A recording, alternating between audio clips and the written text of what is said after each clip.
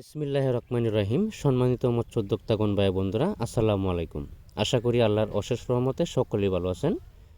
আমার এই ভিডিওটি দেশ এবং প্রবাস থেকে যে যেখান থেকে বসে দেখতে পাচ্ছেন, ভিডিওটি ভালো লাগলে অবশ্যই একটা সাবস্ক্রাইব করে রাখবেন পরবর্তী নতুন ভিডিও দেখার জন্য।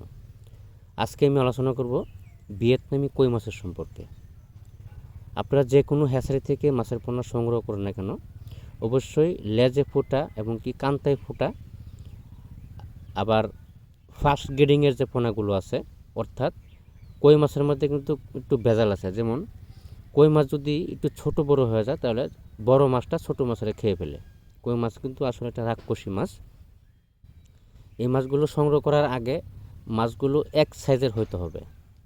19-20 হলে চলে, কিন্তু 18-20, 15-20 হলেও চলবে না। এবার ইচ্ছে মাছ কোনো সময় ক্রয় করবেন না, সংগ্রহ করবেন না। কারণ এবার এসে মাছ যদি সংগ্রহ করেন, পুকুরে কালচারের সময় দেওয়া যদি আপনি 50,000 দেন, তাহলে লাস্ট থেকে পাইবেন আপনি 15-20 হাজার, 30 হাজার নাই হয়ে যাবে। কেননা এবার এসে মাছ সংগ্রহ করার কারণ হলো বড় মাছটা ছোট মাছের খেয়ে ফেলে।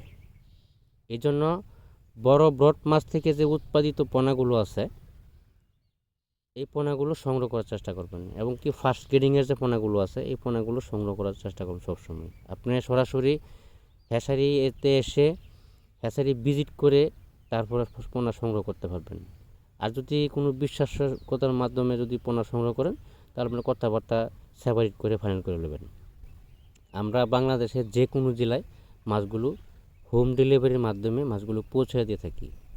আপনি যে কোনো ধরনের মাছের পোনা সংগ্রহ করেন না কেন, অবশ্যই ভালো জাতের দেখে মাছের পোনা সংগ্রহ করতে হবে। তাহলে আপনার ফলাফল অবশ্যই ভালো হবে। অল্প খরচের ভিতরে আপনার মাছগুলো কালচারে উপযুক্ত হবে। আমাদের কাছে সকল ক্যাটাগরি লাইনের সকল প্রকারের মাছের পোনা পাওয়া যাচ্ছে। যারা চাষ করতে আগ্রহী আমাদের সাথে যোগাযোগ করেন। টাইটেল স্ক্রিনে দেওয়া নাম্বার আছে, সবসময় যোগাযোগ করে পুকুর প্রস্তুতি বিষয়ে পরামর্শ সকল বিস্তারিত জানতে পারবেন। ভিডিওটি ভালো লাগলে অবশ্যই একটা সাবস্ক্রাইব করে রাখবেন।